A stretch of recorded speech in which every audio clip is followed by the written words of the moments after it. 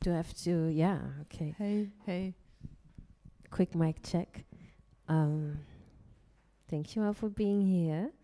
We're just waiting for the fourth person on this panel, and then we can start. Astan.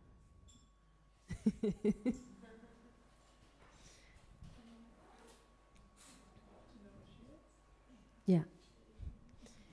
I assume that everybody's cool with the panel being in English, right? Good.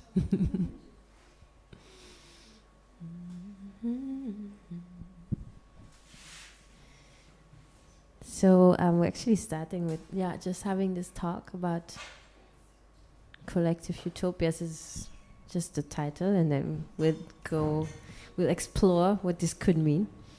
And then after that, there'll be a little bit of music. So in between the talk and the music, there'll be a short changeover. And we do have to, there's a strict curfew at 10. So that's when it will definitely be over. But we're trying to, all in all, have an event that goes for like 2 hours. And now we're complete, and we can start. So yeah, thank you for coming out on this beautiful summer's evening to sit inside with us and listen to us exploring the theme of collective utopias. And I'm super happy that our guests said yes to also talk to us, and I'm going to start right there. We have Prince Emrah, who goes by all pronouns, is what I heard you say on a panel, and is a mesmerizing belly dancer. I have seen performances, and I'm just your costumes, your movements. Like if ever you have the chance to see the performance, it's absolutely stunning. So, you also are DJ, and you have founded the Queerberg Collective. So you're the mother of the Queerberg Collective, and you have the Oriental Festival coming up, and you also do your own events, and where you also have your own panels. So you could also, whenever you want to take over, you can take over. So thank you so much, and welcome, Prince Emrah.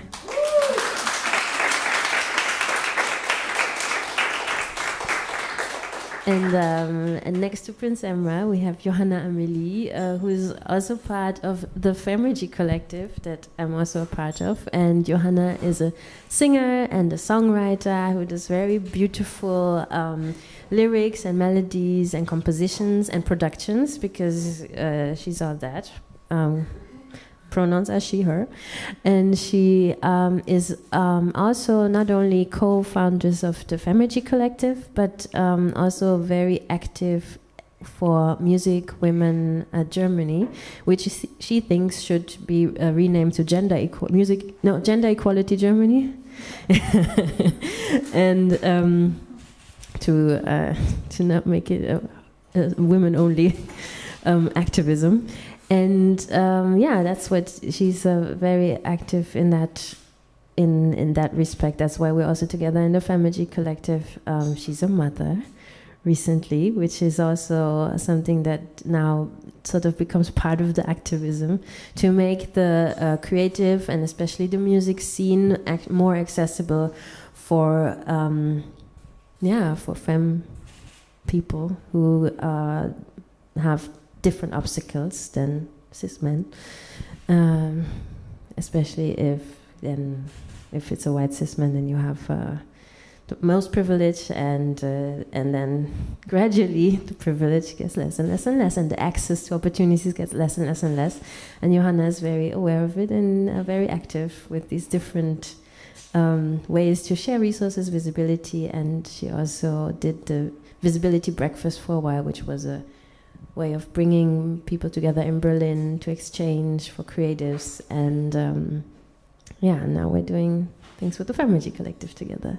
So hello, Johanna Amelie.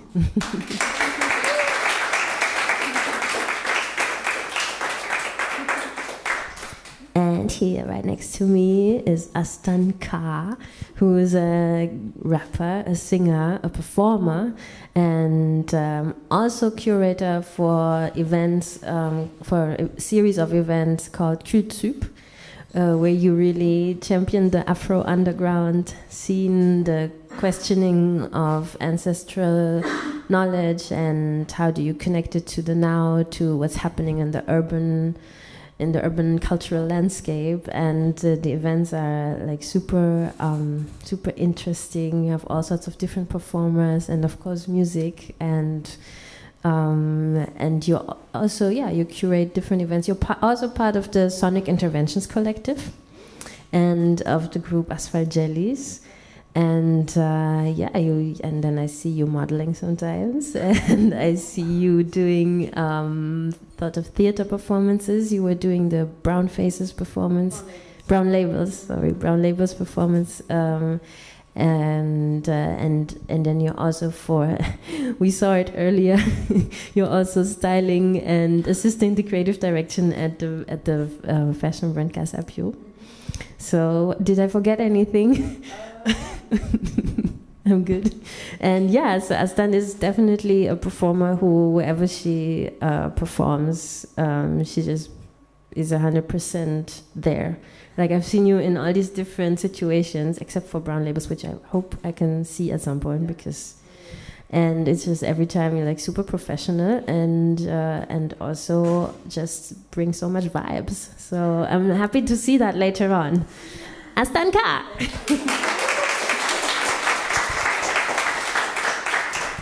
Okay, so I'm not going to praise myself in the same way right now. I would have to rehearse that. But I'm Mariama, and I'm also co-founders of the Chromatic Collective. So I already told you about the Chromatic Collective. And I'm a singer and a songwriter. My music is very much influenced by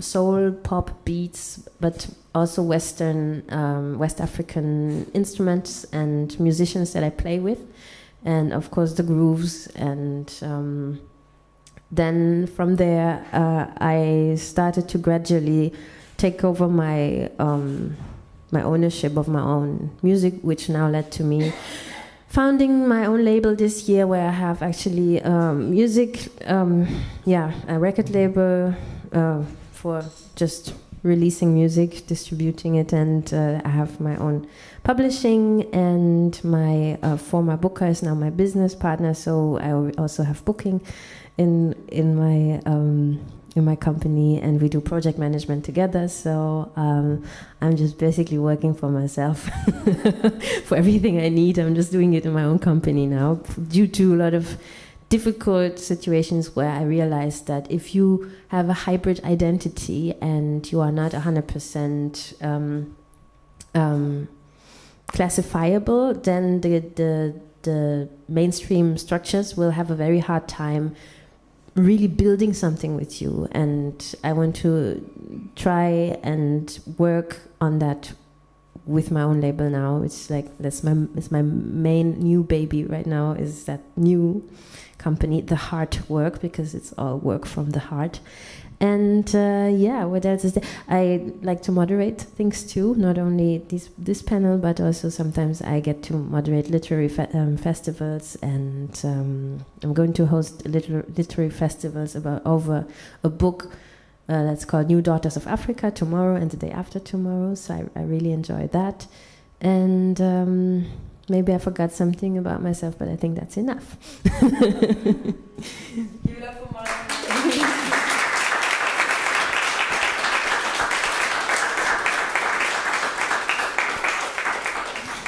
So I want to thank the team of Chromatic Wednesdays and the Apartment Project for having us tonight, so that we can use this space to explore the work that we all do in our respective collectives, and what is the driving force behind the work that we do. Why do we come together in collectives, and what do we hope to do for ourselves and for our group of people that we gather with within the collective, and maybe also for society. And this is why the title is Collective Utopias, because this driving force, this ideal, this vision, I just call it utopia, and I want to explore how it relates to the reality that we encounter every day. So how I would like to start is that everybody can just tell the story of how they came to be part or found the collective that they're in, and what is it that you do with the collective? So maybe Prince Emrah, if you can start. So, hi everyone. I'm Prince Emrah, who founded the Queerberg Collective and Oriental Festival. So, Hor and Oriental. Queerberg Collective. Because, I'm a refugee performer and came in 2015, and also the same situation from a legal way as many other Syrian, Afghanistan, or from Iran, many other refugees, the same way, and also lived with them together around 2-3 years, and start to perform, I think, in beginning of 2017 or end of 16. And I lived that time at queer shelter, Heim, first at different times, and then at the last stop was at a queer Heim, it's in Traptor, and there I met many other talented refugee, talented people. They were not performers, or some of them were doing some stuff in their country, but here not.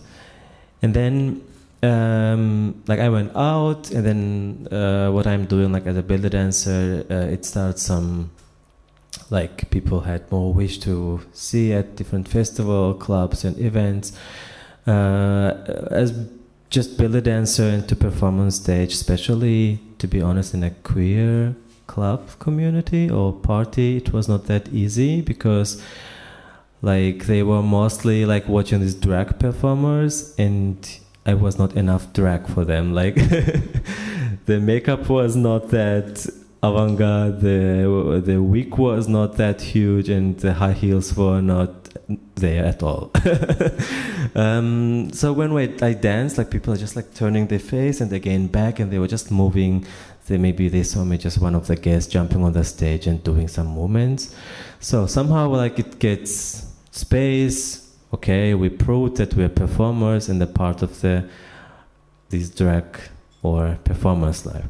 And then with the time, many of these friends who we live together in the Heim, they start to text, hey, I'm also doing these, and send some cute videos that they danced in their room, or some kind of the singing, just they recorded themselves and said, can you also help us, I saw that you performed in this club or at this festival or party, if you have a connection. And somehow I did my best to support them, but always I think always it's a kind of the first step problem that everyone asking the professional pictures or videos or part of your performance, just in your room, what you are doing to send, it's not enough. You will not get that your space. Somehow did my best to support, but it was too hard to be between them, and it's kind of managing or organizing their shows, because I can speak 6-7 language, and most of them I could understand, but not all of them can explain themselves. Of course, in German not, or in English not. So I had somehow translate in between, or go with them to the club, to the performance, be with them, prepare, get ready. It was too much work, and I said, no, I don't earn any money with this. I'm just doing supporting them, but also it's a lot time and work. So let's create our own space, and then I will prepare, we will prepare for them professional pictures and videos, and we asked around to show their solidarity, to support these performers and make for them from the stage their pictures and videos. And we start at Silver Future Bar. It's around the corner, and they have a small space stage, And we were every monthly with 2-3 newcomer performers every monthly there, donation-based entrance, and we were collecting money and giving that money to each performer so they could buy or create their costumes, they can buy some makeup things or what they need for stage. Actually, the Queerberg idea was not to create a collective, but to create a space. But then with the time, it becomes like not just a space, it becomes more family. Oops. Oh my God. Why is this happening? I'm sorry, it's my sister. It was my birthday and she's trying to reach me. So sorry. I know why, because it's the WhatsApp is on the computer. Okay. Yeah, so with the time it becomes like a more family, collective, and they didn't want to leave. Also, they didn't feel that comfortable to go as a solo artist to other clubs or parties, because mostly like unfortunately, like if you don't have that fancy costumes or look, somehow you feel that you are not that welcomed at some places and still or you don't speak that high English with them, that they don't have with you that long conversations, and you don't feel that welcomed. So they didn't leave the space, they were always there, and we said, okay, let's then create family. And we became just like a collective House of Royals, but as a space Queerberg, which like House of Royals decides which events we will create, or from outside, from how many or which performers we can give a space. For example, when we apply some places for money and we create the space, events, and then we say, okay, this is just to share in between us, it's too much, we can share it with other people, and looking around. So first what we are searching, that queer, trans people around, sex workers and body positive performers, and other, of course, refugee and POC artists. So like with House of Royals, Queerberg Collective, creating with other artists together. And it's like kind of also networking for us. It's not just a performance space. So since 2 years, we are now organizing Oriental Festival, which was when I go and travel to other country, city festivals. It was always these Swana country artists and sex workers are there, but somewhere on the corner, or somehow on the back side. They were not on the front and main stage and the main times, you know. We are on the list, just, I don't know, I felt a lot times that to show, okay, we have also refugee performers in our lineup, yeah? Or we have also like POC performer in our lineup, but we were not main artists there.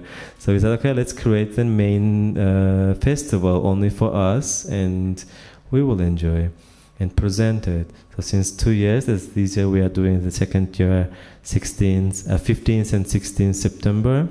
15th it will be at Fox Bühne Grüne Salon, with workshops, live concert, and just warm-up DJ performance.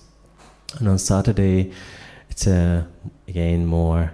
First time we created Oriental Showcase Kiki Ball, which is the walking ball only for Swana artists and sex workers. So yeah, it's first ballroom. And yeah, DJ party, if you are in the town, let's just come. Yeah, this is as a collective what we do. Thank you.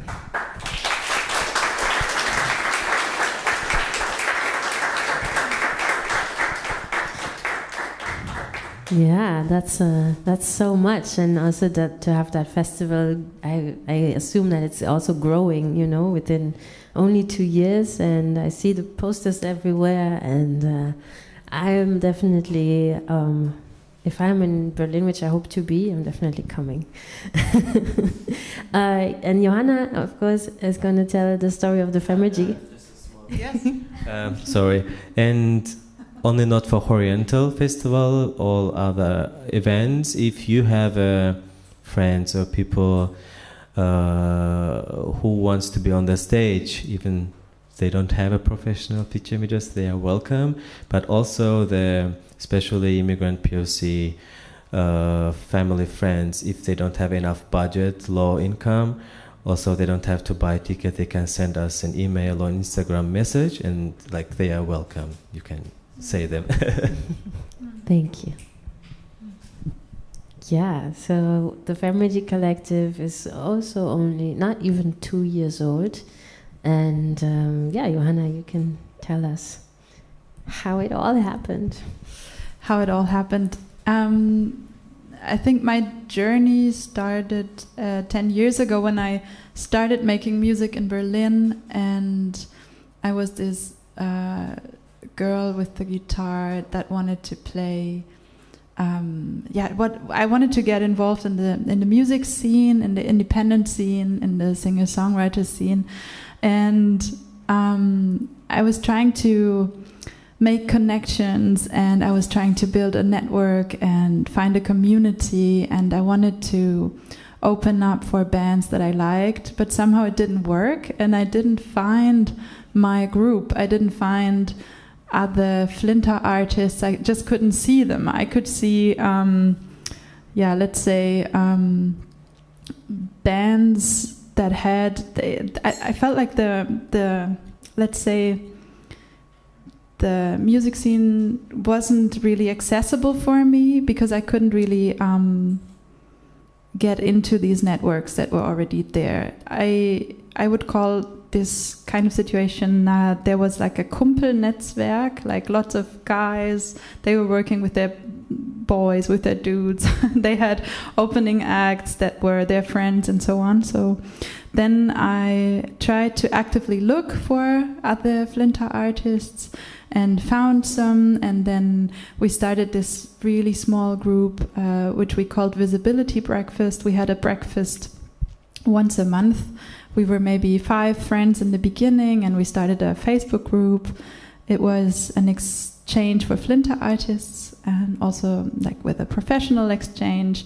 And I organized these kind of groups for 4 or 5 years, and it grew like very fast. I could tell that there were also other artists that were interested in these kind of communities, and I think in the end we were like maybe 300 people just in Berlin that wanted to be involved. But then at some point I wanted more, and I got involved with this, as you mentioned already, Music Women Germany Association. And this is an association that works all over Germany, and it's there to improve the visibility of Flinter artists, and it works for more gender equality, because I think we all know the facts of the music industry is pretty unfair when it comes to resources, jobs, and all these things that are important. If you want to make it as an artist, you need chances, you need visibility, you need to be invited to a stage. You don't want to travel, go on tour and feel unsafe and be intimidated. And that's why at some point, I think it happened like I was introduced to you. We have one friend in common. And you introduced me to Alex A-Wing, who's also part of our collective. And you told me that you were working on a concert, on a shared show.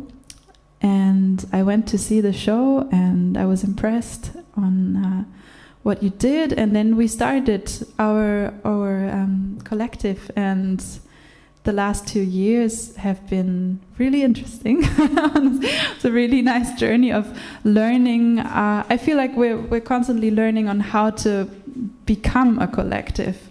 We started a collective, but we weren't really a collective back then. We're now becoming it, and there's so much to learn and to experience on the way.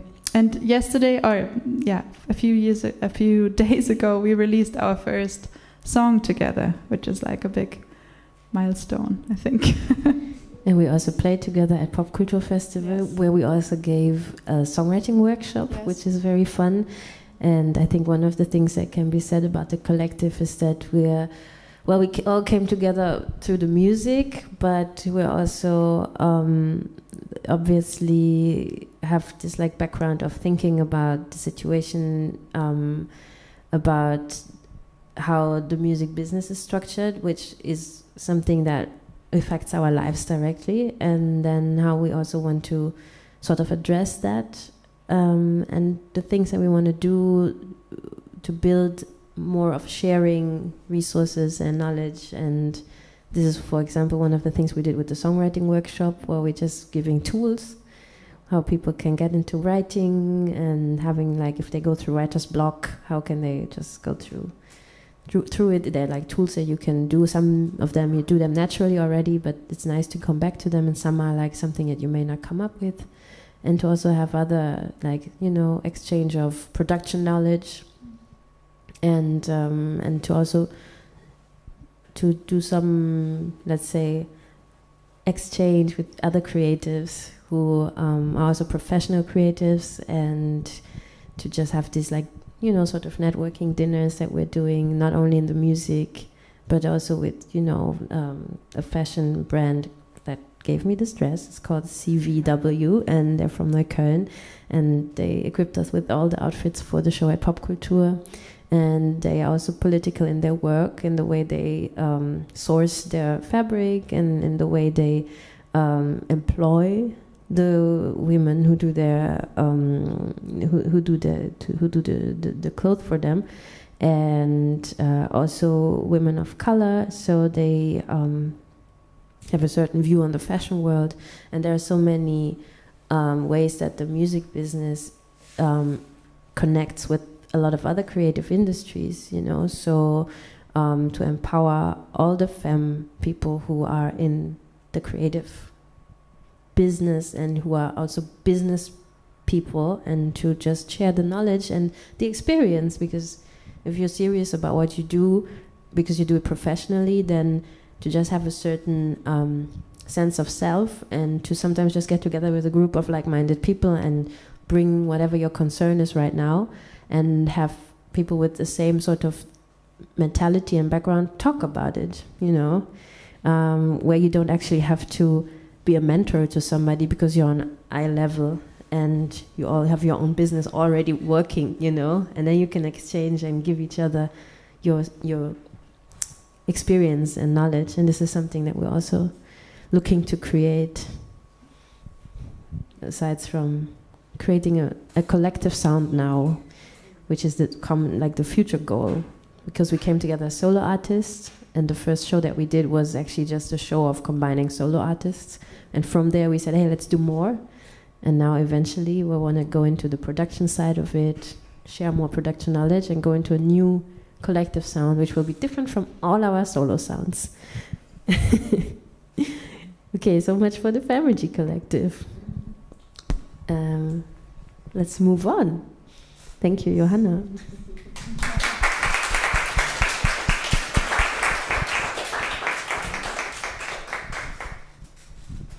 Astan, you are part of the Sonic Interventions Collective, but also part of so many other things, and they're also all sort of interconnected, right? Yeah. So, let's hear about your journey in all this creative activity, and how the collective came together, and what you're doing. So, I'm gonna start with Cult Up, like the first that you mentioned earlier. That came before Sonic Intervention, and it was the idea of Nani Kale, who is a friend and a great artist and healer and doula. She does so many things, and she wanted to create this cultural event. So Cult Up actually means culture supply or culture support, because we both Afro-descendant from francophone countries, like from France. Like, she was born in Africa and grew up there, but she also from like the francophone part, and she also had lived some time in France. And I was born in Paris, but I grew up in Toulouse, and we could see that the Afro event in Paris are way more developed than here because of the immigration. This is normal. And she was like, oh, it would be interesting to create a cultural event that centered around the African culture and then centered around the whole world. But everybody should feel welcome, because it's important to learn that Afro-descendants learn about their culture, but it's also important that non-Afro-descendants also learn about Africa, because you can see a lot of, for example, white parents that have mixed-race kids, or even if they do not have mixed-race kids, it's important to learn about each other, because it reduces ignorance. And so we started in a very small shop in Wedding. It was called Soleil du Sud, and we didn't have any support at the beginning. We just charged €10 at the door, and we would ask every artist that we know if they wanted to perform. And we would start each event on this documentary that we found in YouTube about African history during the Middle Age, for example. Because a lot of people in Western country think that, I mean, it's not their fault, it's because of how the system is made, but they are only aware of African history starting from slavery or colonization. But a lot of great things started before. For example, we think that the Olympic Games came from Greece, but they actually came from ancient Egypt, like a lot of other things. So I think it's important for people to know that, also for Black people to have more consideration about themselves, and once again, to be less ignorant about cultures of other people, because I'm a mixed race child, and I'm lucky that my parents are still together. My dad is white from a Christian family, and my mom is Black from a Muslim family. But they really taught me love, they taught me tolerance, and they really proved me that it's possible that a Black person and a white person can generally love each other. And I carry this message with me. I was very lucky to grow up like that, and that's what I want to give to people. I want to say that the fight is not horizontal, it's vertical. It's us together against the elite, it's us together against the system. And the more we're going to be divided, the less it will be possible to reach peace. So that's my utopia. That's my utopia world. But of course, it's very difficult, because a lot of community have been suffering, and a lot of community want to create safe space where when there's only one community that can come together. And I totally understand that, and I respect that, and I hope that everybody can heal in a certain way. And that's why we also created Cultup. Now we have support from Music Board, which is incredible. And of course, we give more platform to African artists, because as you said it before, we are pushing the Afro underground scene. So mostly African artists or Afro-descendant artists that do kind of sound or performance that are not very that not really mainstream, but that push the edginess of it. I was involved with the Nyege Nyege label a lot. I don't know if you heard of it, but they're also pushing the Afro-electronic culture, and I met incredible artists thanks to them, and I'm also trying to invite them to Cultup. The last Cultup we had those two artists from Rwanda that also played in this Afrofuturistic movie called Neptune Frost. I don't know if you heard of it. They were part of our last edition of Cultup. But of course, we want to give more accessibility first to the Berlin artists. Because I think it's very important. There are so many incredible artists in Berlin, but they are underrated, and they are not really. We do not really hear of them. And I think for example, platform like Colors, who is a great platform. Like there's so many people, for example, from France. Every time I say, "Oh, Colors is from Berlin," they're like, "Really? Oh, I didn't know." They are surprised, because they don't know many things that comes from Berlin, except the techno scene, for example. Most of the people think that Berlin is very techno-oriented, but there's so many other things that Berlin has to offer. And I wish that Colors would give, I mean, not to criticize, but I wish that they would give a little bit more to the Berlin artists. I know that sometimes they organize a party in Paris or London, where they featured a lot of artists from those places that are maybe a little bit more famous. But I don't know if they ever organized anything here. But they created a platform in Berlin, and I think it's great. But I think it would be amazing if they would push a little bit more the Berlin culture. So that's what we are trying to do. Now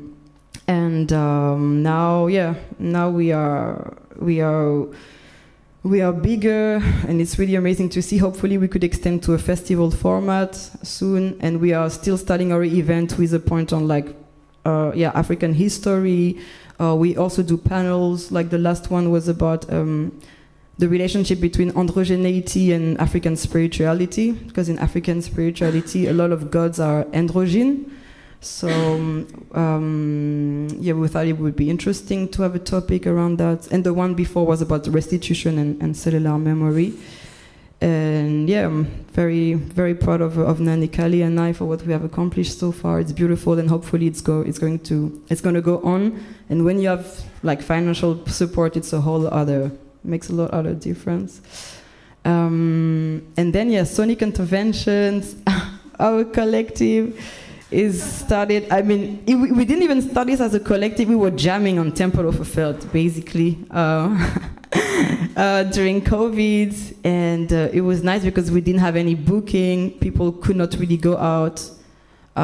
So we're just starting to meet every Saturday or every Friday. And we are musicians from all around the world, creating this beautiful sound. And at some point, people noticed us and they just started to book us. So we became a band from that, and there are people, one is from Brazil, one is from South Africa, Congo, some have like also Chinese background, like it's really mixed, and I'm so happy because with sonic interventions, we are really representing this unity, like this cultural identity that I'm seeking for, because I think this is the power of art, is to bring people together. Music can really do that.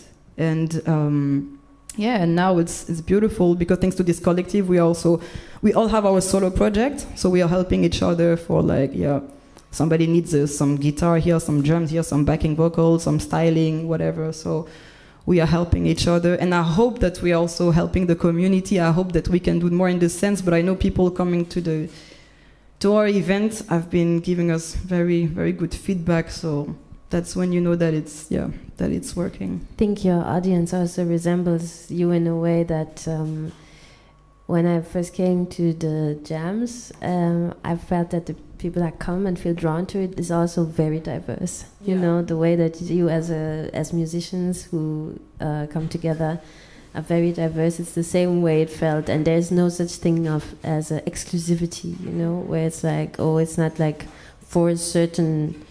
just for a certain crowd, but as long as people understand the vibe and understand that it's about creating something beautiful and also some sort of community coming together, exchanging vibes and energy, then that space that you create through the music is welcoming everyone. Exactly, because I think it's nice to be in the place where, because sometimes as a person of color, you're going to be in some project and you might be the only one, and somebody or something is going to remind you that you are different, and you're just having a good time, and I'm reminded that I look different than others.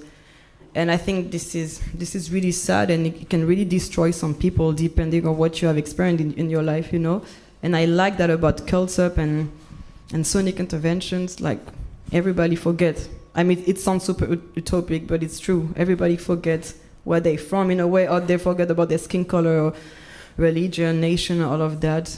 We are just here to enjoy and connect. And that's when you see the love and the beauty between people. It's energy, it's spirit. It's not the way you look.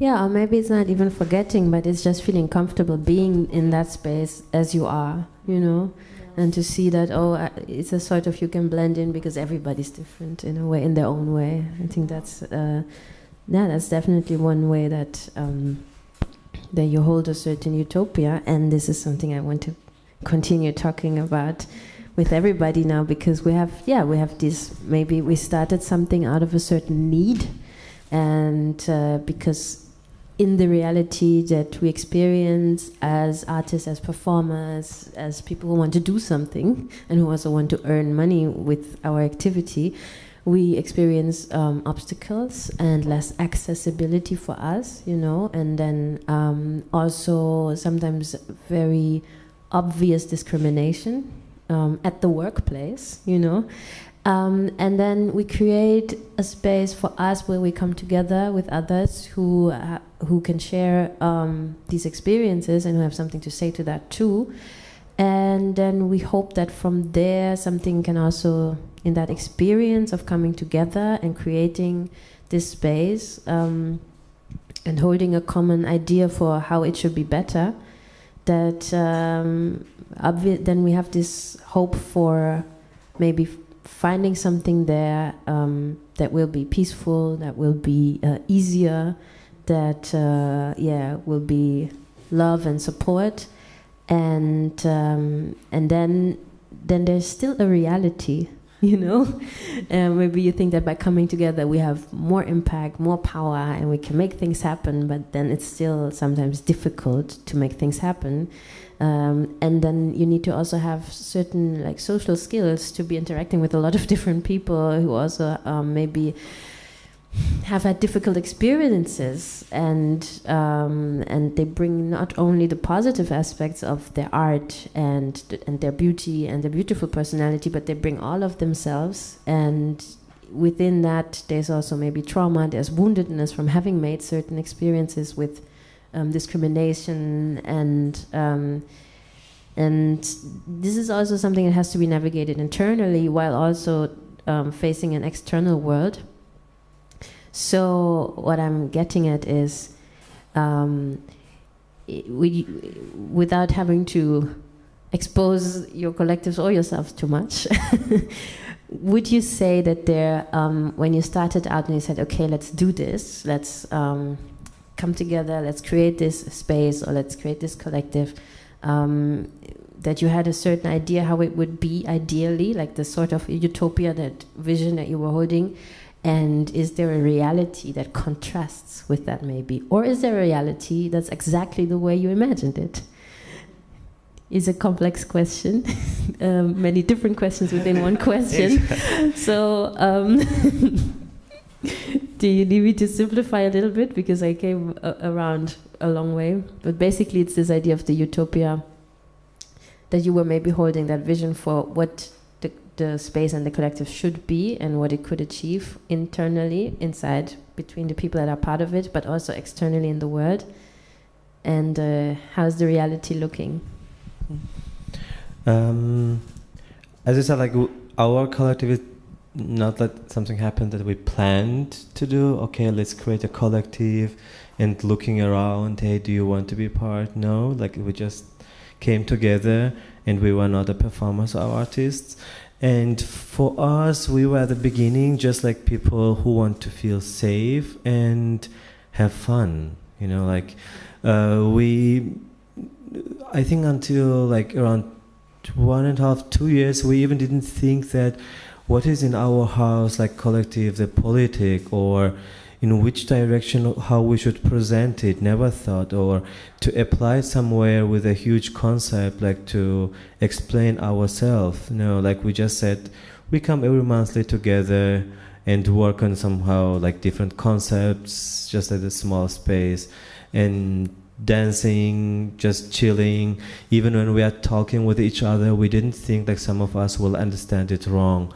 I should be careful with my words. Maybe she will understand it in a political wrong side, you know, because I don't know, when it happens, like they can understand you wrong. For example, we can make a joke in between us about, I don't know, our refugee life, but if I will go and do it somewhere, other event, if they don't know me, I'm also a refugee, maybe they will think, oh, you are a kind of refugee phobia, or like why you make joke about them, you know. But we can do it in between us because we understand what we mean exactly. Or we can do a joke about our bodies or how we look, and we never think that person is shaming me or my life. No, like we don't think in that way. We just laugh, having fun, feel safe. We never thought to have an awareness team at our event, actually, because we didn't think that there will happen something from outside, someone will make there something bad. And I think we brought our first awareness team last year at our Oriental Festival. Even when we organized our anniversaries or other events at SO36, we worked with them together. we had never awareness team, because our guests like to watch our shows and celebrate that night. We felt somehow, okay, they are, let's say, not educated, but they already know us, like they are part of, not from others, like guests, just like part of us. We could sit with them together on the table, we just talk and drink, and everyone knows how to be, what to do, what to say there. And yeah, we never had a bad experience with them. So this is our utopia, like what we build. And at the Oriental Festival, what we bring, because like it's a bit bigger program, and to make a space, especially what we present, like for sex workers and trans and other Swana artists, like for make these performers more safe for them, not anything happens, like it didn't happen, but also to make it more sure. So because of that, they are there. But and also I think our utopia is we understand our mood or emotion already from our eyes or from our mimics. Like we don't need to talk or tell how I feel right now. You know, we can just easily cover that time. Even, for example, if you have to go on the stage and I see that you are not okay, the other one just like jumping and saying or doing something there, because they understand like she doesn't feel that good. Because to talk to that person, hey, what happened? If she will tell you, it will not become better, maybe worse, maybe she will start to cry. Better to leave that person on the side, give the time, and when she's ready she can come. You know, like these things in between us, like we already feel it and understand, because like many of us with language, it's not the same and we don't understand. And mostly we use our hands or mimics to explain the things sometimes. And it makes more pure and humanity, or how to explain it, like they don't use that high grammatic language, so words, yeah, it's so simple and warm. And also I think because of that, when we perform or host on the stage, we don't have this border in between audience and us. We always ask them question, we get answer, or when we perform, we go down in between them, we dance, we perform with them and coming back again. So for us, they are part of us and we are part of them. And this is what actually we wanted to create, like not a collective, but family, not a club, like home or house. So, and also I think most of us, for us it was not enough that like many queer, special femme people, they were not really allowed from their families or not accepted. For example, I was in my 17 years old, like kicked out person from family, and I think around already 12 years I don't have any contact with them, and I don't know if they are alive. So many of us also with this situation like came here, or the government, they wanted to kill, put in jail, so they don't have that much contact with their families and they miss them. And that's what inside us we missed, and that brings us together. Thank you. Beautiful.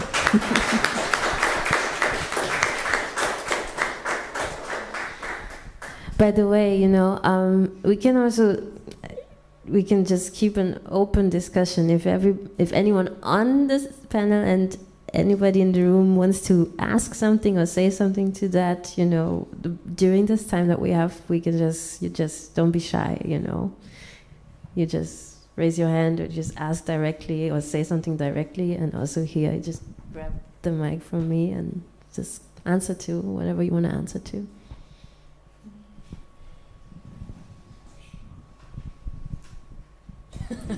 No one from the audience. So I'm going to say that I think for our collective, we had a bit of a more conceptual approach. When we started out, we had many meetings and many coffees and drinks late in the evening or early in the morning, we were talking about our vision of what would be a nice situation to be in, and what would be a nice collectivity, feeling of collectivity. I remember that we were also writing down our values. Like, one of us was saying, I really want sustainable touring. I don't want to fly everywhere. I don't want to rent a big van and drive with 50 people to like the next gig. And then we also talked about that we don't want discrimination. Obviously, we don't want all these things that maybe we experienced in the past that were painful. Also, when collaborating with others, I think we all in our careers were at a point where we had already lots of experience with working with other people when it comes to maybe producers, filmmakers, all these kind of people you work with when you're a musician. And I think we also came to the point that we were saying, if we as a group have projects, and if we have jobs that we want to offer to people, who are we going to work with? Like, who do we want in our team, and where do we want to go? What is our message? What is our, like, I think we had really high standards and high expectations when starting out. And then the utopia and the reality. The reality is, I think, as I already said earlier, I think it's this attempt to try and stick together and like be together, do stuff together, have ups and downs and not give up, because this is just the normal stuff that is happening, that you also have conflicts, that things take longer than you thought they would take, or things don't work out the way you thought they would work out. I remember we had photo shootings and then we couldn't use the photos because the members of the collective changed, or we had recording sessions, or like all these things that you don't expect, or that you maybe don't, they're uncomfortable, but you... Especially, but with the photo shooting, for example, then we had all these pictures, and then there was always somebody who said, I don't like myself in this picture. Yeah, exactly. And would then come to the concerts of like, okay, everybody likes themselves in this picture. Like all of the hundreds of nice pictures that we had, then we had to narrow it down to very few, because there was always one person saying, So that was like, it's like these little things, as you said, like it's the normal little things that, of course, if you're just a solo artist, then you make the decision. But then, of course, then you're always like, we could do this, we could do this, we could do this. But then everybody has their own schedule.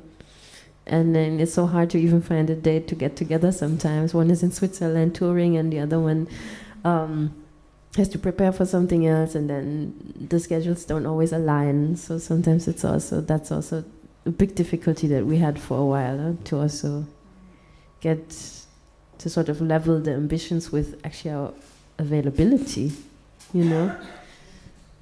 But I think what really went well, just to say that as well, is that I personally really love harmony singing, and I always look for like singers to work with, and now we have these really nice arrangements of like knowing each other's songs, and we can always jump on stage when one of us is performing and just sing backing vocals, or learn the new songs. And I think that's really one of my favorite things, that we have that in the music. And also that we do laugh a lot when we get together, like even hysterical. But even when things don't always work out, or when it gets very like when the work gets exhausting sometimes, then just there's like this switch where we just get very, like, as you said, like we laugh a lot about it, even at the absurdity of certain things that happen. Yeah, it's really family vibe, right? In a way, like the chosen family. With Sonic Intervention, I feel in the beginning, since we had no plan, we didn't really plan anything, we were just like, okay, let's make some music together. But then when we started, when we become this band, this collective, we were like, okay, maybe we will try to be careful with the message that we spread, with the people we work with. But so far, so good. It went pretty well. But if there is one maybe sort of argument that I can remember within the collective, it was about, there was this one topic one day about what we're gonna wear. Because, so like in the band, there's black, there's white, there's mixed race and all of that. And so the brands that I'm working for, like Casapio, who's Exaucé Existe is the artistic director, fashion designer, is mostly representing African tribes, but taking to like a more like futuristic levels. But it's still African and black people that are represented on the garment. And I'm aware of cultural appropriation, especially when it comes to music, but I have no problem. I mean, personally, I don't have any problem of a non-African person wearing African-inspired garment if they like it and they respect it. Because I myself wear djellabas and kimonos, and I'm not Arabic and I'm not Asian. So I came with all the clothes, and I was like, oh, you can wear this, you can wear that, you can wear that. And someone in the collective said, I do not feel comfortable playing with a white person that would wear this sort of clothes. And I also understand, like I was really not judgmental about it. I was like, everybody needs to feel comfortable. I like to talk about cultural appreciation rather than cultural appropriation, but cultural appropriation is real and has made a lot of damage, and of course we need to speak about it. But at the same time, I remember a friend of mine who is a British Nigerian, is a very, very nice DJ here, and she said one day in the panel that she doesn't want to live in a world where you cannot wear something based upon your heritage or based upon where you're from. And I also support that idea, even though, of course, you should always be respectful towards the culture that you're wearing, that you're representing. I know, for example, in our collective, we have white men that played music from Nigeria, that played Afrobeat, and some of them went there, or they went to Ghana and they learned with the masters there. They really learn even the spirituality behind the music, and I have a lot of respect for that. I'm like, wow, this is about learning, because you cannot choose in which family you're going to born. You cannot choose your skin color, but you can choose to be ignorant. Ignorant is a choice, and you can choose also then not to be ignorant, and you can choose how to, because we cannot erase the past, but we can think about how to make the future better.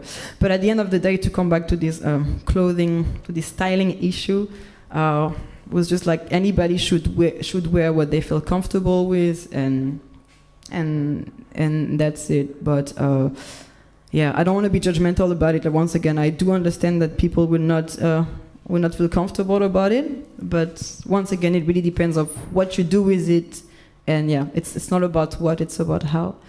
But other than that, we didn't have so many problems so far. So hopefully, it goes on this way. And Can I ask something? So I guess when that little problems arise from time to time when people come together as a group, and how is like the dynamic? I mean, it's basically the question to all of you. So do you find a way, like a discussion then stucks maybe, and you can't be productive, or you move forward, or you have ways to solve it, to proceed certain things? I would be very curious how this like discussion process is going on, if it's like stucks maybe somehow in you're like Speaking for my collective, what I really appreciate since we start is that we are always checking on each other. Like we used to always start before we start jamming. Like, okay, we make a circle and we breathe and we say, so how are you? How are you today? What are the struggles you're facing at the moment? And how can we be helpful for you? So because we have creating this sort of dynamic, every time we would come to an argument, we are able to listen we were really able to listen and to understand where the person is coming from, and therefore to be very empathetic.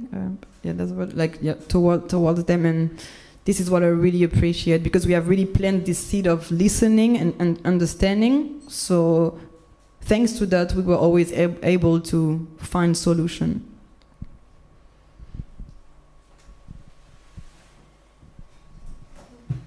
Do you want to say something? I think for us, one thing that we found out is that the best way is to communicate directly, because if it's too many like emails or messenger messages, then we all just go crazy. Because personally, I really don't like messaging too much. Like, I don't like to be on all the...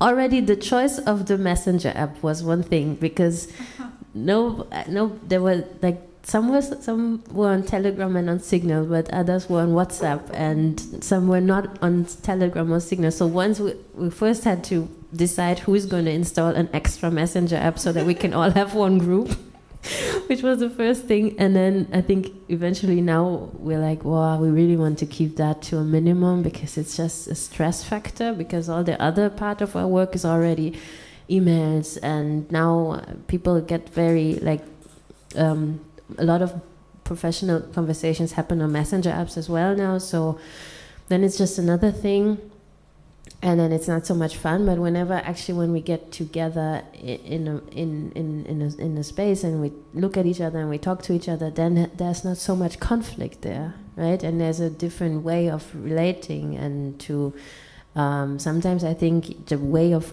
like, the means of communication can create the conflict, because I'm already in conflict with having to talk to the phone now, or to having to type something, and then my messaging style is very short, and I'm not so patient, and then and it's very short replies, and then it comes out the wrong way on the other end. And then when we sit in a room together, I will take all the time and I will listen, hopefully. And I will also be able to hold space for conversations. So that's one thing that we actually found out, that we really want to try and reduce that and be more in real life. I just wanted to understand myself clear. Do you mean like in a kind of work things to have a different opinions, thoughts, and like to come all in one point, or do you mean there's a drama and how you find the solution for that? Can be sometimes both. But precisely, how the work process, how the solution is shaping the work process. I mean, of course, it's like next to each other, how your values and views on a certain thing are, but the work, like, I don't think that we had that much different opinions, because we both we're all in a house, and we know that what we do and what we present. Just like once actually the same thing happened, that a white person could be part of the collective, and that person was a friend of part of the collective and a close friend, and she wanted that also performs, which is somehow like fine, but I wouldn't take to find a solution, like we all sit together and talk about it, or somehow sometimes it works better even as a collective. We go somewhere to party and drink 2 glasses, and after everyone is nice, kind, and we find their solution. To be honest, that was the best way for me. Serious topics didn't work so much. It was not for me solution. Always I say, okay, it becomes a bit problematic, let's go drink. And we start somewhere. I say, you don't have to be friend or with me the same what you think, just drink now, okay? Later we will talk. And somehow at the end of the night we all are happy. We say, okay, we do like that. So and I recommended this for our group, and no, you didn't want this kind of... Did you say that you wanted to go drink? I just said that I'm observing that that's other people. That's what other people do. Maybe we should also do that. We're like with our nice teas and coffees.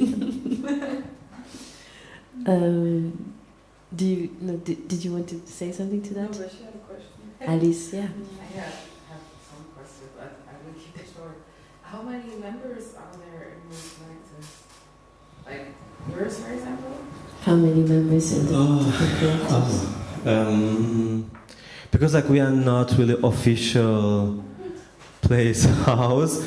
At the beginning we were only 4, but now I think we are around 13, 15, or even more. We have a group chat, and if someone is coming in the house performing and we all love the person, friendly, we feel comfortable with him, and again we book them, and if we say okay, let's add the person to our chat and it becomes just bigger and bigger. And even when we have an event, we are like, I post there, hey, we have now these dates, like mostly planning part I'm doing, and then they are like with the bookings. I performed last time, then I think this time this one can perform, and they themselves they decide the lineup. But I think we are now around 15 artists. But as I said, we are not official. This on the paper document. The collective is just like our family parts. And what about the energy? So I think the three in the beginning we were 3 people coming together, talking about that it would be nice to start something more than just an event. And then like some of us said, oh yeah, maybe it would be cool if this person, because I already had this conversation with this person, they really also want that. And I was like, yeah, maybe this person too, because it would be so nice to have like this this energy, and also maybe for them to be in the collective, to have that support where they are right now. And in the beginning it was like so 5 then, and then some people who were there from the beginning were like, well, actually I don't want to be too involved in all the organizational stuff, so you can leave me out of that. and then at some point it was also like they actually realized I'm actually more of a solo person. I don't really like to be like, it makes some people, they get social anxiety, so then they had to actually retreat from it, although they liked the idea. And then also you find out, okay, we all knew each other, like A-Wing, Johanna, and me. We knew each other from the beginning, and then another person was brought by one of us that the rest of us didn't know, and it turned out that it wasn't as harmonious with everybody, not in the same way. So sometimes you have different ideas of what the collective should be and how it should work. And I think one lesson also from that was that your own, because we all already have ways that we work as solo artists, but if you want to really apply, I think that the thing that you need to be able to do in a collective is to also have space for flexibility. And if somebody comes in and wants the collective to work exactly the way they are used to work in their own way, in their solo project, then obviously it's not going to work, because you have 4 or 5 other professionals who have their own way of functioning. If you don't have some flexibility there, then it's going to be horrible experience for everybody. So that didn't work then, and we said, okay, let's keep this core of the 3 persons who actually really have that softness and that flexibility and that focus on very like friendship and communication first. And then expand from there. So now we also have, for example, we're not always the same 3 people on the concert. Sometimes we have people who produce with us, who, Mia Audrey produced 2 songs for us, but is not involved in like all the organization, but also plays on stage with us.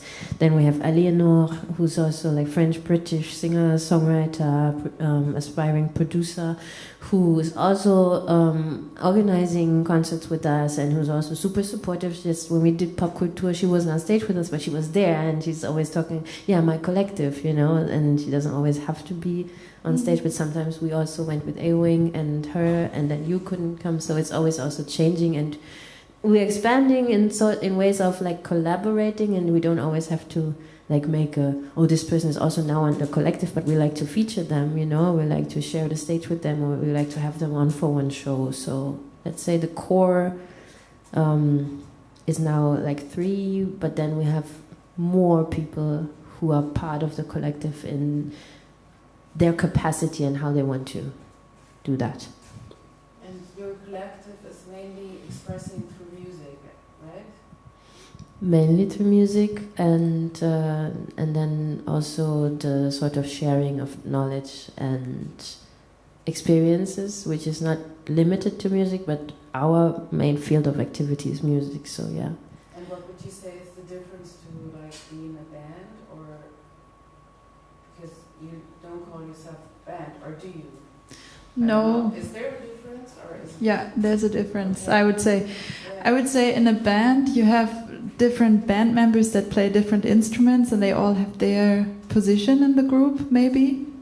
And we are 3 artists with a quite similar profile, let's say. Like, we're all singing, we're all writing songs, we're all producing, we have our own projects, but then we get together, and we are 3 in the collective, but we have worked with maybe 10 to 20 artists that, like, band members, and then when we perform, we are performing our songs from our solo projects together with band members. So it's not a new band that gets together and writes new songs. We do that a little bit, but it's different from maybe your collective, or so the concept is a bit different from. And it can shift, because a band will mostly do music, but we can also, as a collective, we can say, let's not focus on making music and playing concerts this year. Let's focus more on having panels, or on exchanging knowledge, or having some, let's say, events, that are not focused on the music. So we don't have to, as a band, we're not trying to. And I think there's things that we can do as a collective that we cannot do alone. So maybe bigger shows, or bigger projects, or bigger things that we want to achieve or create. And that's maybe the difference. Yeah, it sounds like a collective is more fluent and more diverse. Yeah, there's more fluidity also in the activity and where we put the focus. Supportive system. Yeah, it's a support system, definitely too. So with looking at the time, because there is a no, it's not looking at the time, not at you, but just because we also want to do a little music today, and we also have to change this space for there to be music, and there's the strict curfew at 10. What I would suggest that if maybe there are even more questions, maybe we can get together, because we have to stop the sound at 10, but we can still talk to each other after that. So we can, stay and now have a little break to change the setup here. And then explore even. I mean, I could go. Still have so many questions. I could go on. We could do like a whole series of just explore more questions. But you can, you can follow all of these amazing artists and discover the universe and the things they do, and go to the Oriental Festival, or go see Sonic Interventions, or Asphalt Jellies, or Kultsup.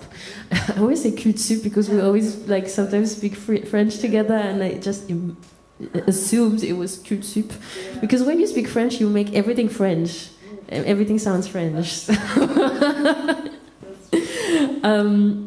So yeah, so let's do the changeover, and you can go get a little drink and come back in like 15 minutes, so we can make some music, and then after that have a little conversation. We can even grab somebody now and talk to them, and then come back for the music in 15 minutes. Thank you so much.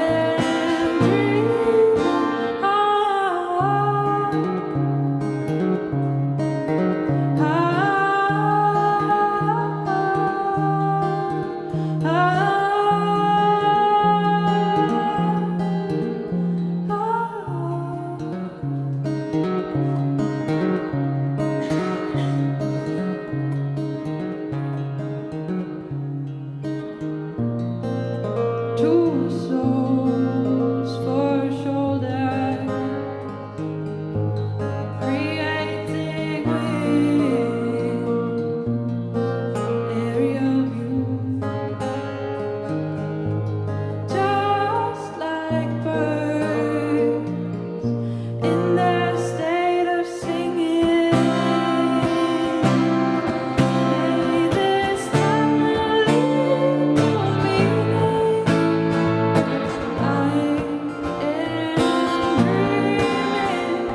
time lead to meaning. I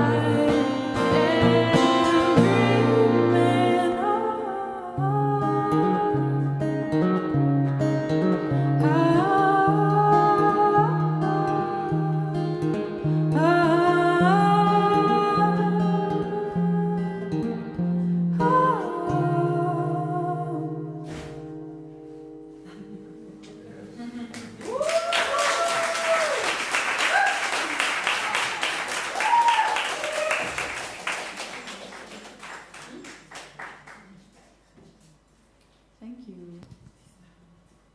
Thank you for being here, and yeah, such a nice evening. The next thing is a bit of a downer. It's a song about plastic. I wrote it after visiting a very big beach. Your favorite topic, plastic.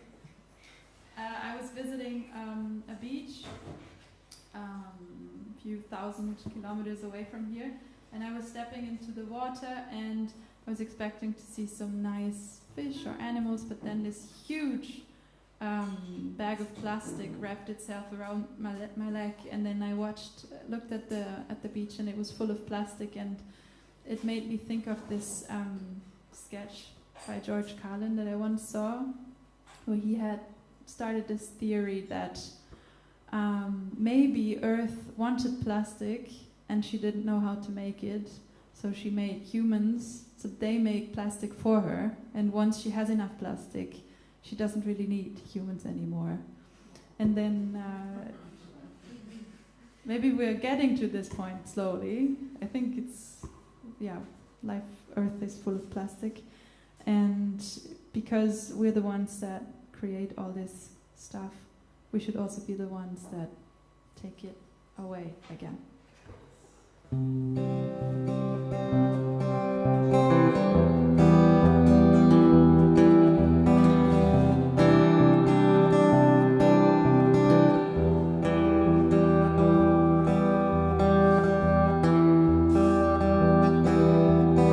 Earth wanted plastic, she didn't know how to make it, so she came up with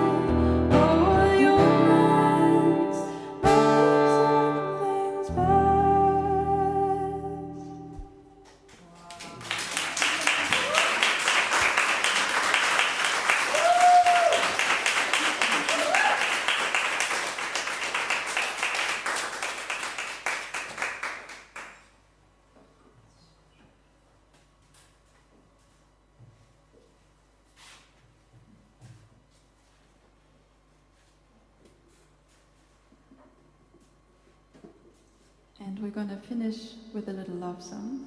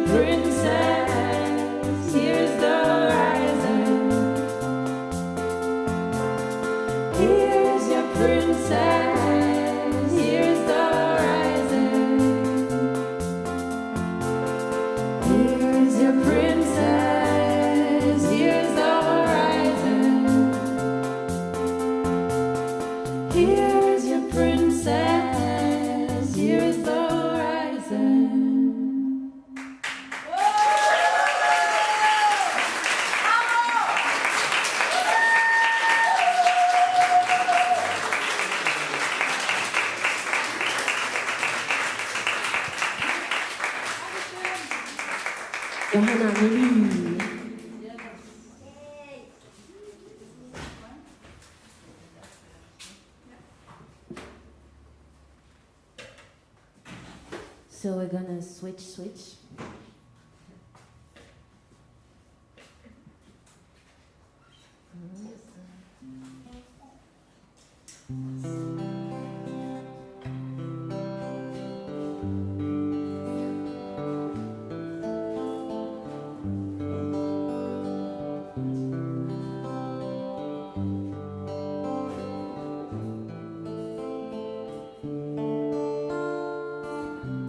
Stop playing with my heart,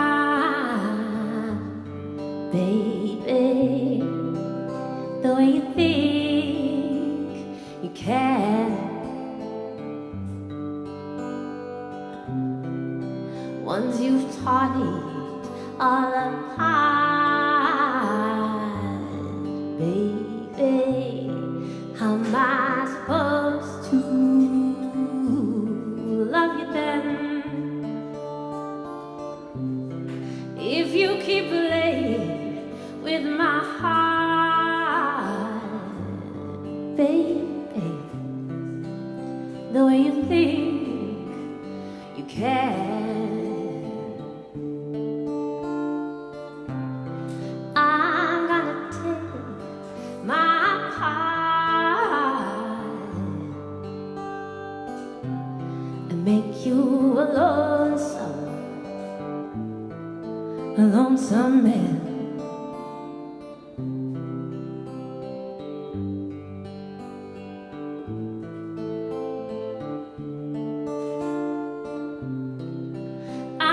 Hard to realize the love you're craving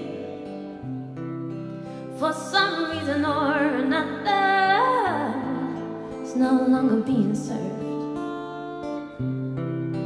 and when it's time to get up and leave the table, you sit there waiting, wishing that this whole damn thing might still turn. It's alright, take your time, make sure you love yourself enough.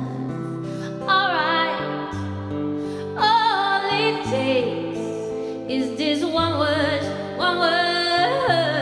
stop playing with my heart, baby. The way you think you can.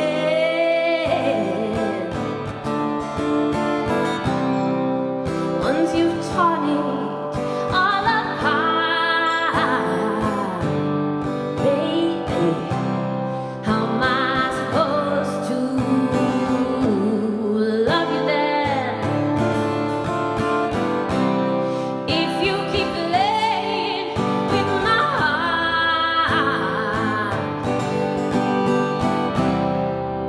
just because you think you can,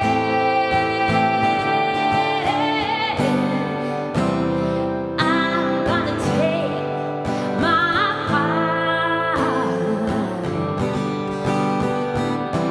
and make you a lonesome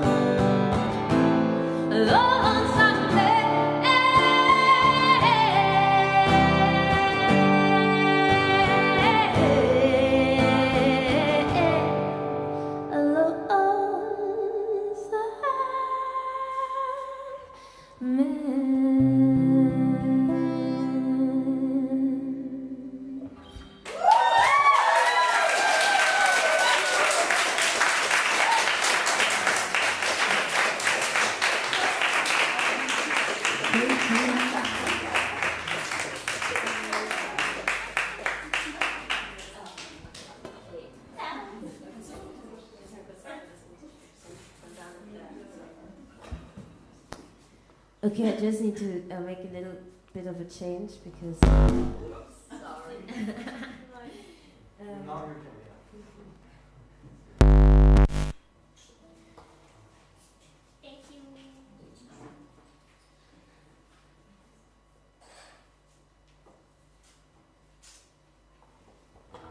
So the next song is kind of the follow-up to the one that I just played, which is Stop. And the next one is called Grains of Wisdom, which is after you said stop.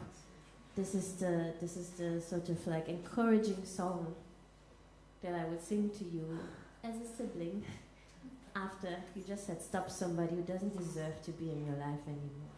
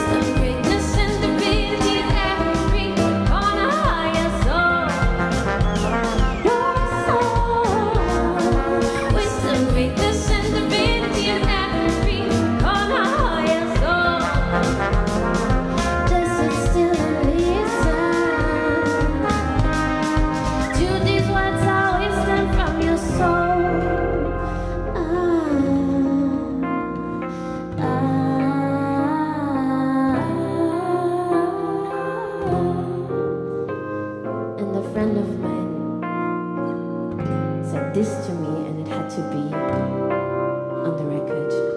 Do not compromise yourself because of the insecurities of others. And I think you're starting to get a taste of the need to go wild. Yeah. So go wild. Step out. It's a short life. Be fucking fantastic. Which you already are.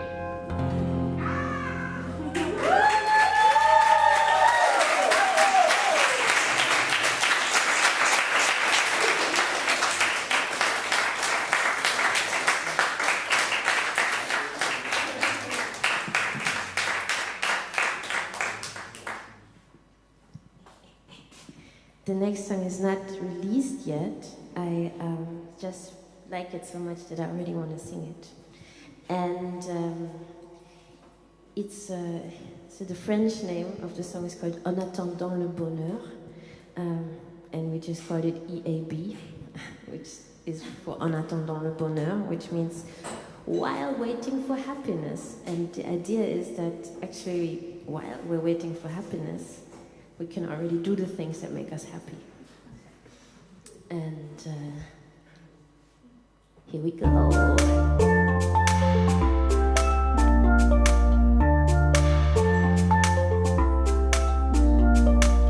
Out here we meet on the edge of a dream. There you are glowing in the dark, waving your wings. Lonely hearts, lonely star, ready to collide. We follow the light, right into the sunlight. Cœurs enivrés, histoire de nocturité, en attendant le bonheur, en attendant le bonheur, en attendant le bonheur, papillon de nuit, en attendant le bonheur.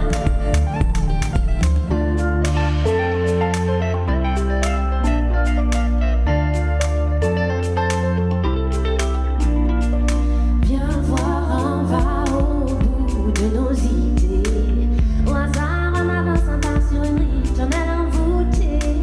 Flottement figé, le jour saura nous retrouver. Et avant que le ciel nous tombe dessus, on rêve de ce qui reste quand on aura tout vu. Cœurs enivrés,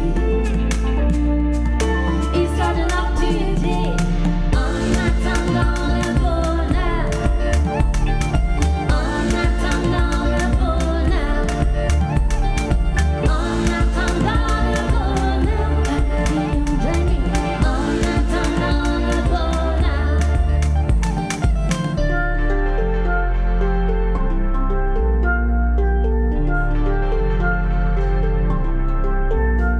Un jour ensoleillé, une nuit étoilée, s'étend sur un air chaleureux.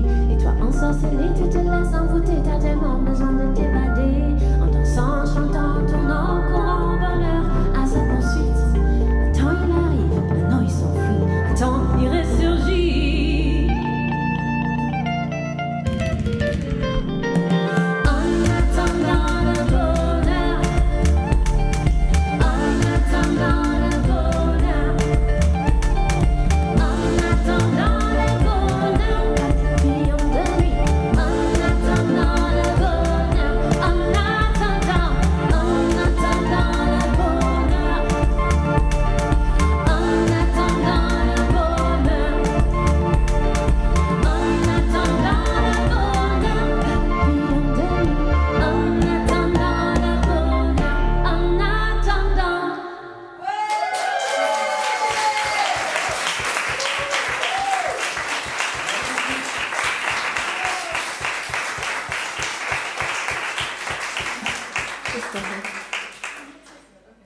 So the next song that we're playing is a song that was released by the Collective, and it mainly features Johanna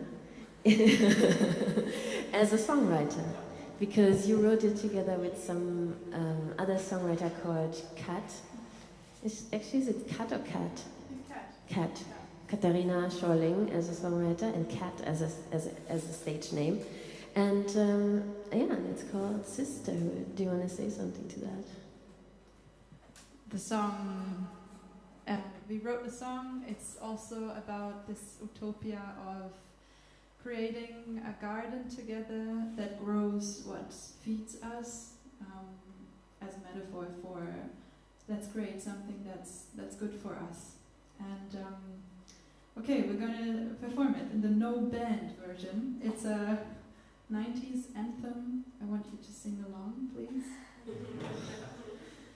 As if you knew it already. You will know it in a bit.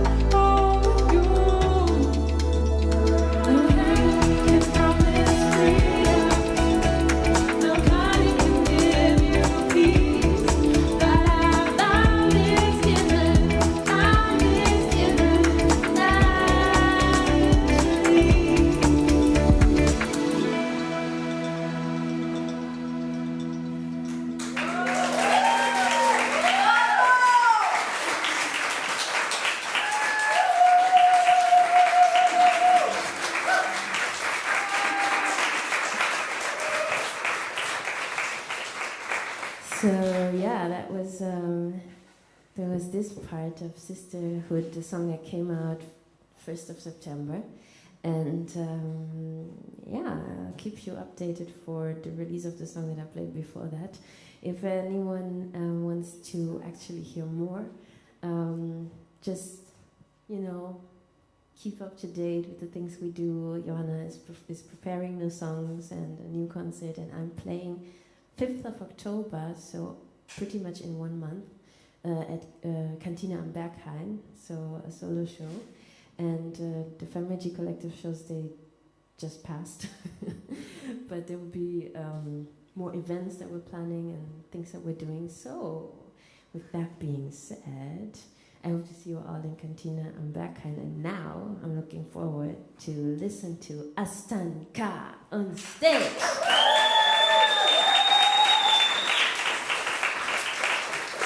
We just need to do a little change over here. Unplug my laptop and plug it into hers, and then also, is your mic? Do you need to recable something or so, or is everything good to go for the mic as well? Good. Okay. Let me get out of the way here. Yeah.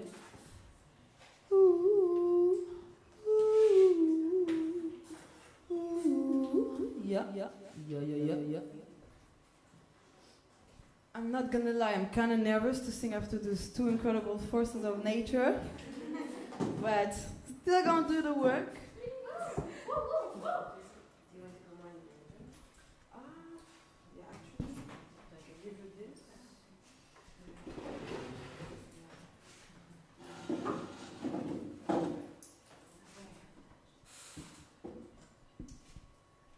So I'm gonna start my set with a song called Baby Alone in Babylon, and I wrote it a few years ago in Berlin when I was still pretty new in the city, and I guess I was trying to find my way.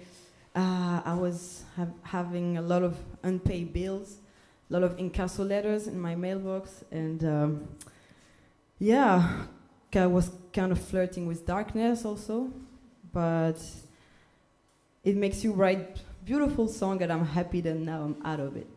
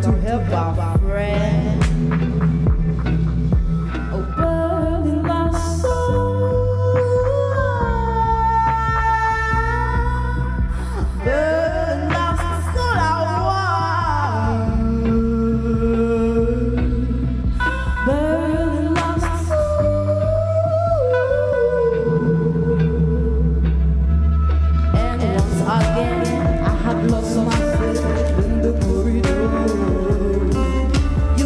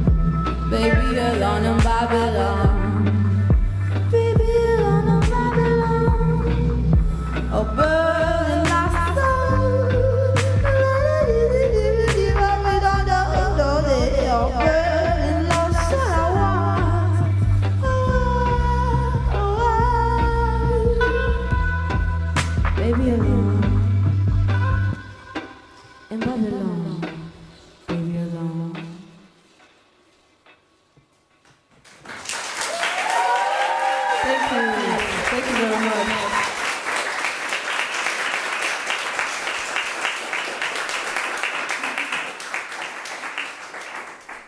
Next song is called Love.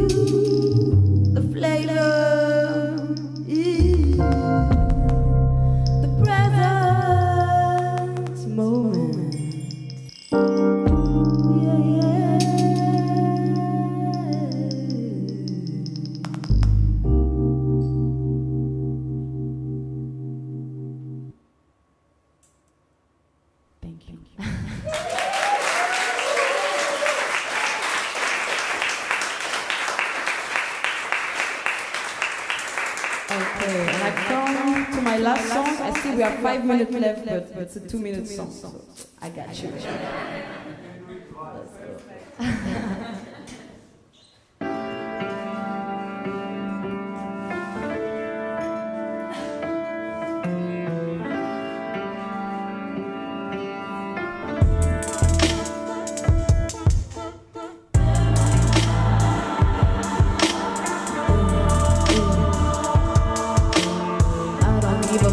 If I don't fit in, double L sound or breaks remain free. I bring that gangster jazz attitude on the scene. Analyse pour les intimes. Quand je rime, je finis, je prime. Moi j'ai délaissé la francophonie. Prends ce morceau sans ses colonies. Regardez bien sur moi quand j'arrive. L'ego n'est jamais à demi. Je salue mes sœurs de Sony. Que mes reines de lumière, on a donné la vie. Oui, on a donné la vie. No time for doubt, no space for walk. God control the crown. That's what I'm all about. Praise the God of Astan. So I dig deep down underground where I found my crown. Charcoal is a symbol of the hidden fire, the occult energy. The force of the sun, stolen by the earth, is buried within the reserve of heat. That's the definition of melanin. Spiritual force which eliminate the hits. Remember that if your bitch is sinning, if your bitch is skin is sinning. Talking about my origins, I'm black and I'm white and I'm proud. Universality, I always preach. Look at us, we always shine like a rainbow. Cause we reach, we put together people. You're like your wise my fellow. You leave us, bless our soul.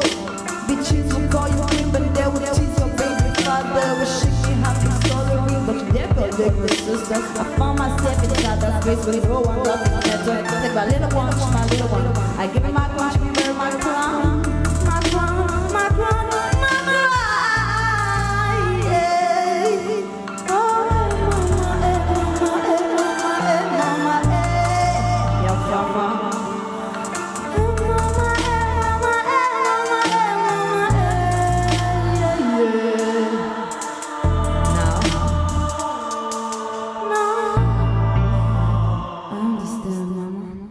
Thank you very much.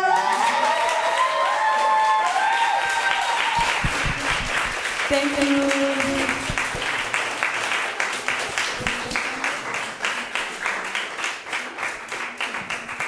One more. Hello, hello, hello. One more time for Astan KA.